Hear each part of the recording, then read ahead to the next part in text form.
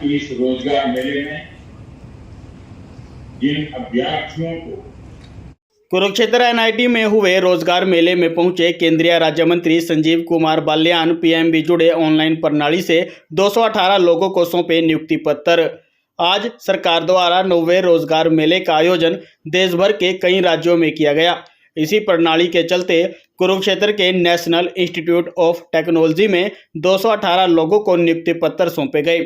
इस दौरान देश के प्रधानमंत्री नरेंद्र मोदी भी ऑनलाइन प्रणाली से जुड़े रहे और नियुक्ति पत्र ग्रहण करने वाले लोगों को शुभकामनाएं दी और उम्मीद जताई कि सभी अपने पद का उचित प्रयोग कर जनता की सेवा करेंगे। इस दौरान केंद्रीय राज्य मंत्री संजीव बाल्यान कुरुक्षेत्र कार्यक्रम में मौजूद रहे और नियुक्ति पत्र भेंट किए। कार्यक्रम के बाद पत्रकारों से बातचीत करते हुए उन्होंने कहा कि भारतीय जनता पार्टी की सरकार में लोगों को बिना खर्ची व बिना पर्ची के नौकरी मिल रही है और देश के माननीय प्रधानमंत्री नरेंद्र मोदी ने विभिन्न जगह पर रिक्त पड़े 10 लाख पद 2024 के चुनाव से पहले भरने का उद्देश्य रखा है, जिसमें से 6 लाख लोगों को नियुक्ति पत्र दिए जा चुके हैं।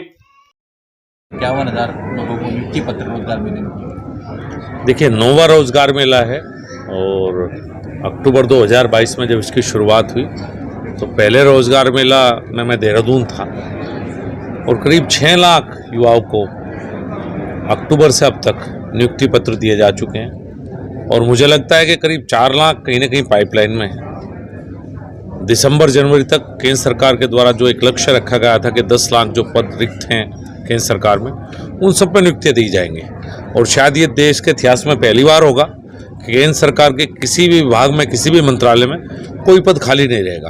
अभी बताया गया है कि यूपीए के 10 साल के कार्यकाल में 6 लाख नौकरियां दी गई और 9 लाख ऑलरेडी इस सरकार के द्वारा दी जा चुकी हैं और मुझे लगता है 4 लाख आगे तो 13 लाख हो जाएंगी।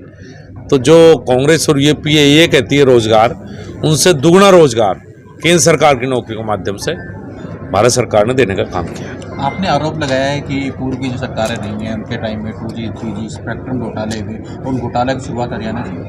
नहीं, उन घोटालों की शुरुआत हरियाणा से नहीं हुई। मैंने कहा हरियाणा में कल्चर रही है पहले, वो अलग बात है। दोनों बातों को मिक्स कर दिया आपने, क्योंकि मैं हरियाणा ही रहा हूँ, यहीं पढ़ा हूँ, यहीं नौकरी की है। तो यहाँ नौकरी बिकने की शुरुआत, पहले जो नौकरियाँ बिकी हैं, जो सिस्टम एक हरियाणा का रहा है, पैसे का लेन देन नौकरी में होता था। 2 ही तरीके थे यहाँ नौकरी लेने के, या तो राजनीतिक सिफारिश थी और या बोली लगती थी नौकरियों की। तो लंबे समय तक वो चला है। अब मैं यहाँ पे केंद्र सरकार के द्वारा 6 लाख नौकरी जो तब तक दी जा चुकी हैं, शायद किसी नेता के पास आज तक कोई व्यक्ति ना गया हो सिफारिश के लिए, या कोई ये नहीं कह सकता। आप देखिए, सब आम परिवारों के बच्चे जो लायक था अब उसे नौकरियां मिलती हैं, तो बड़ा बदलाव है।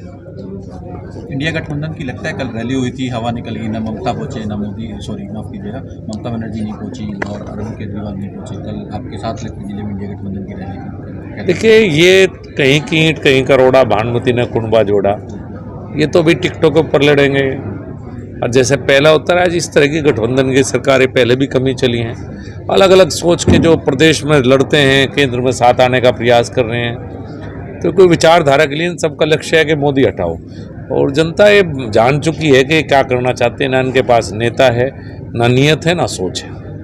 हरियाणा के मुख्यमंत्री मनोहर लाल खुला चैलेंज करते हैं कि बिना खर्ची पर्ची का, मानते हैं कि बिना खर्ची पर्ची का हरियाणा में युवाओं को नौकरी मिले? नौकरी के मामले में तो मैं मानता हूँ दोस्त, क्योंकि मैं भी जुड़ा रहता हूँ हरियाणा से। शायद हर 15 या 20 दिन में हरियाणा आता हूँ, तो इस बात को तो मैं उनकी मानता हूँ कि हरियाणा में मैंने नहीं सुना। चूँकि अगर ऐसा काम चल रहा होता तो कम से कम लोग मेरे पास भी आते। बाकी राज्यों को भी करना चाहिए। देखिए, अब आज तक जहाँ तक देखेंगे, ज़्यादातर प्रदेश सरकारों में भी, मैं तो उत्तर प्रदेश को भी देखता हूँ, अब नौकरियों में राजनीतिक सिफारिशें और भ्रष्टाचार ये पूरे देश में ही कम है। कभी कभी कहीं ना कहीं कोई स्कैंडल आ जाता है, जैसे पश्चिम बंगाल में टीचर भर्ती घोटाला हुआ, नहीं तो ज़्यादातर प्रदेशों में और केंद्र सरकार में अब मुझे लगता है नौकरियों में पारदर्शिता के हिसाब से नौकरियां मिल रही हैं देश में।